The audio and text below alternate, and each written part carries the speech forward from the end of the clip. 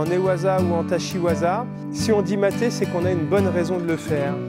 Que ce soit juste un simple maté, puis on remettra un hajime, un maté pour une sanction, ou pas, d'accord? Il y a plein de raisons pour dire maté, alors on va les chercher.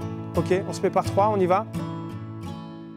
L'enseignant de notre club, Michael Chartier, est arbitre national et responsable de l'arbitrage dans le département. L'idée était vraiment de proposer quelque chose qui soit plutôt tourné vers le positif, dans une énergie positive, de proposer un véritable cycle de formation dans lequel les jeunes s'engagent, avec 4 sessions de formation. Si les jeunes remplissaient toutes les étapes de ce parcours de formation, la récompense est qu'on les emmène au Paris Grand Slam de judo en février à l'Accor Hotel Arena, à la rencontre d'arbitres internationaux. Alors les gars, c'est quoi le bug? Qu'est-ce qui vous fait bugger? Il dit maté? Je lui ai pris la jambe, ouais. au cas où il me met au sol. Ok. Je continue à travailler, j'essaie de remonter dessus et il existe. Alors, mais pourquoi toi tu dis maté? Tu sais pas, bah, il te faut une bonne raison. C'est-à-dire que tu as le droit de te tromper, mais enfin essaye de comprendre pourquoi tu as dit maté. C'est important, parce que si tes camarades ils te posent la même question, il faut que tu puisses leur répondre. Hein, pour que la discussion elle arrive au bon résultat, il faut qu'on parle de la même chose. Pourquoi tu as dit maté? Bah parce que j'ai vu ça, d'accord. Ok, bah moi je suis pas d'accord, tu n'aurais pas dû. Mais au moins on sait pourquoi tu as dit maté. Le bras qui annonce le waza-hari n'a aucune importance. Ok. Le bras avec lequel tu fais les gestes n'a aucune importance. Hein, on ne va pas reprocher à des gauchers de faire leur hippon et leur maté avec leur main gauche. On va dire bah non, c'est la main droite. Non, il n'y a pas de souci avec ça. En fait, c'est la deuxième année du projet, la deuxième saison du projet. La première année qui était une année test. On avait 26 jeunes l'an dernier qui ont participé au projet. La communication qu'on a pu faire sur le projet, les retours des jeunes au sein de leur club et de leurs camarades judoka, voilà, a fait un peu boule de neige. On a décidé cette année, du coup, pour la saison 2, d'ouvrir en tout à 7 clubs du département. Ce qui nous a amené 49 jeunes dans le cycle de formation et 49 jeunes qui ont été assidus vraiment voilà, toute la saison. La catégorie d'âge, c'est Benjamin, Minime et Cadet. Le parcours de formation se déroule en 4 sessions de formation, donc c'est 4 samedis après-midi pendant 3 heures. L'objectif derrière ce cycle de formation, c'est redorer l'image de l'arbitrage et aussi clairement former, et c'est un endroit de détection en fait, des futurs arbitres du département, voilà, et de les emmener vers le circuit officiel. Là, il a dit maté.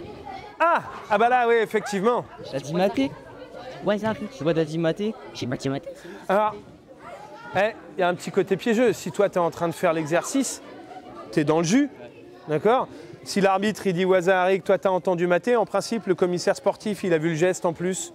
Il a compris que c'était waza-hari et pas maté. Donc, tu n'es pas lésé dans l'idée.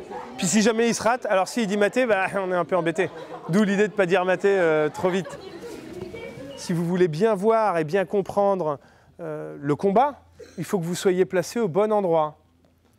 Parce que sinon, vous ne verrez pas une main, sinon, vous ne verrez pas un verrouillage de jambes. Ok, simplement, oh là là, est-ce qu'on avait besoin du gadin avant? J'ai parlé de prendre une immobilisation. Ok, alors, moi, ce qui m'intéresse, c'est de voir où tu vas te mettre, Lucas, pour observer ton oseikomi. Ah! Alors, arrêtez de gigoter, les gars. Vas-y, replace-toi, maintenant qu'ils arrêtent de gigoter. Ok, ici, c'est pas mal, ouais. Ici, c'est pas mal. Moi, je me placerai un peu plus sur le côté, un peu plus loin derrière, surtout. Mais en fait, un peu plus loin derrière, parce que comme ça, si jamais ça continue de tourner et que toi, tu suis, et puis que là, ça part dans l'autre sens, allez, continuez de tourner, continuez. Et il change de sens, les amis. Oh là là là.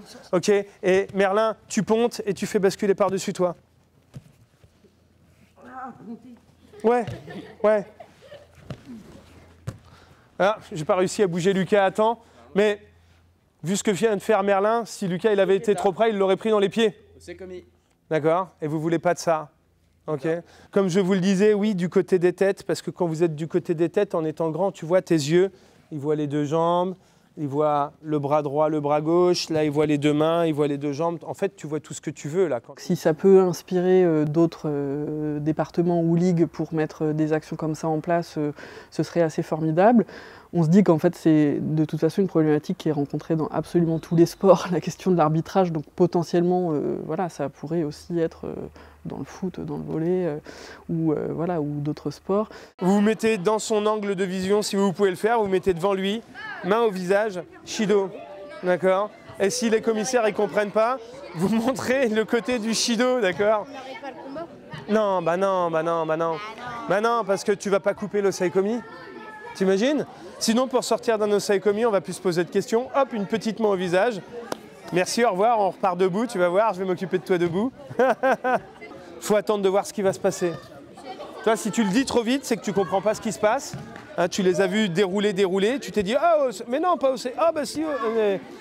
Et du coup, c'est une bêtise. Et là, regarde. Hop. Ouais, tu vois, tu aurais pu le... Et Toketa. Elle est sortie et elle rigole pas, hein.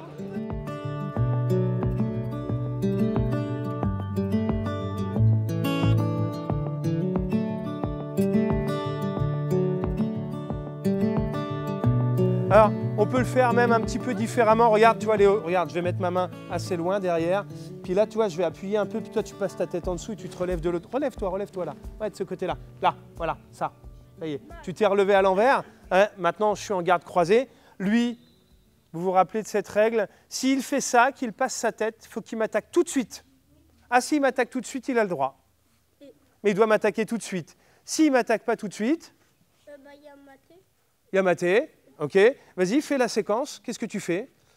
Regarde, tiens, vas-y.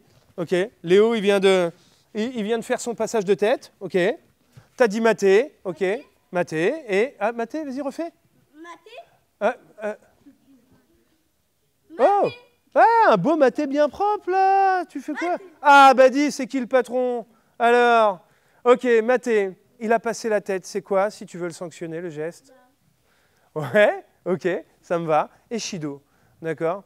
Ok, mais si on attaque tout de suite, il n'y a pas besoin du Shido, d'accord? Comprenez ce qui se passe dans vos combats, faites du judo et regardez du judo. Est-ce qu'il y en a qui, de temps en temps, se mettent sur la chaîne YouTube qui diffuse les combats des championnats de France, notamment, championnat de France minime, cadet, junior, senior, je ne sais plus si on peut encore voir sur la chaîne YouTube, c'est bien, hein, vous pouvez baisser la main, vous avez carrément raison. Et c'est génial en plus ces chaînes YouTube quand ils diffusent parce que vous pouvez même choisir le tapis que vous voulez regarder.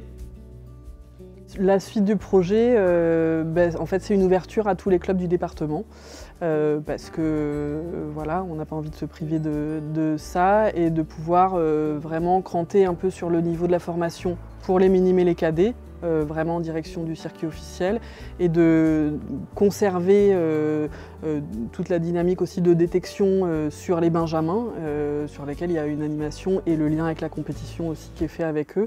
L'année dernière on était 4 clubs, cette année on est 7 clubs et l'année prochaine on sera beaucoup plus nombreux, d'accord, faut le savoir, et il y a des membres des 7 clubs encore aujourd'hui. Je vous en remercie, c'est parce que vous participez comme vous le faites que ces actions-là peuvent avoir lieu. Donc vous pouvez vous applaudir parce que c'est aussi grâce à vous. Ces 4 journées d'arbitrage m'ont beaucoup plu. Elles m'ont permis de progresser et de découvrir de nouvelles choses, de nouveaux Shido que je ne connaissais pas. Et j'ai pu progresser et augmenter mon expérience. Ça fait du bien parce qu'on retrouve les amis, mais en même temps, ça nous apprend plein de choses. Puis je recommande de faire ça, oui, parce que c'est intéressant, c'est de voir le judo d'une autre façon.